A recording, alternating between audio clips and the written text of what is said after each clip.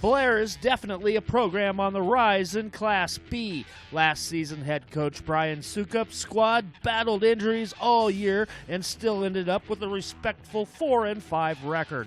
You know, unfortunately we did have a lot of injuries, but it also allowed a lot of kids to step up. You know, some of our injuries came from some of our, top seniors as well, so some of those underclassmen were able to fill some of those roles, which will, benefit us this year, But losing Ethan game one, and then we lost our nose guard, 6'2", 320-pound nose guard week 2.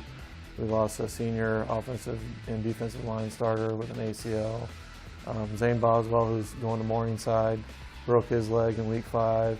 So it seemed like each week we were going into the game, okay, who's going down next half the time. So, but it was unfortunate, but like I said, a lot of kids were able to step up and get some experience that will help us down the road this year.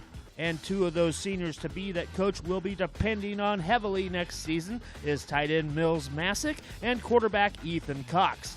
Macek is a standout on both sides of the ball, but battled a high ankle sprain last season, limited his time on the field. Junior year, I've really worked on my strength, for my sophomore year. I obviously felt a big boost from that for my sophomore year, and obviously my stats were more padded, and I saw a lot of improvement there. As a tight end, I kind of feel like I kind of have like a mismatch against some of the outside backers with my speed and kind of like my build, just taller, and kind of use my build as my strength. He's gifted with great size. And his wingspan and length is great. We run a 3-5 defense, and he's one of our outside linebackers, so he fills the passing lane pretty good for us, and comes up and secures the edge in the running game and does a great job there. We don't ask those guys to make a whole lot of tackles, but just to do their job and kind of shuffle guys into the middle linebackers and stuff like that. And he does a great job for us defensively, and he's a great run blocking tight end and pass catching tight end. And unfortunately with his injury last year, we weren't able to do some of the things that we were hoping to, and hopefully keep him 100% this year and spotlight him a little bit more with our offense and stuff as a tight end too. Ethan Cox is also a standout on both sides of the ball and dealt with his own injury last season, a broken leg. Well, I think I can kind of play wherever they need me to play.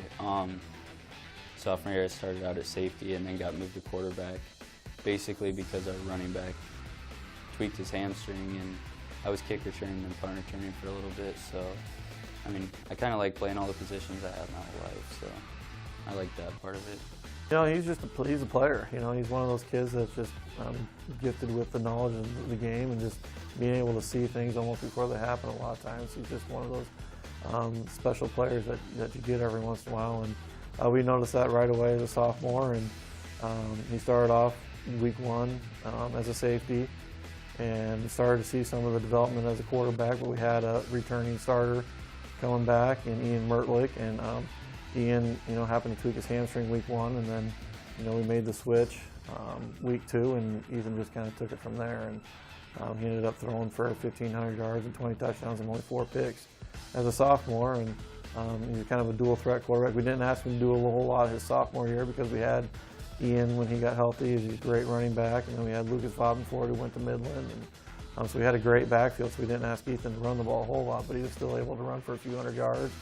And so he's kind of that dual threat, and that's kind of what we were building on going into his junior year. And he was having a great game against Elkhorn week 1. I think he had totaled over 230 yards total offense in 2.5 quarters, and then he broke his leg. So, and then, he came back, and we didn't really utilize him a whole lot in the run game because it wasn't quite 100%, but he was able to come in and throw the ball a little bit for us in the last 2 games. So, I think I have good vision. I think I can see the field. I just have a lot of experience playing all over. Defensively I can take good angles, and offensively I can get through a hole the right way, or get to the second level with the ball in my hands. So that's kind of how I see it.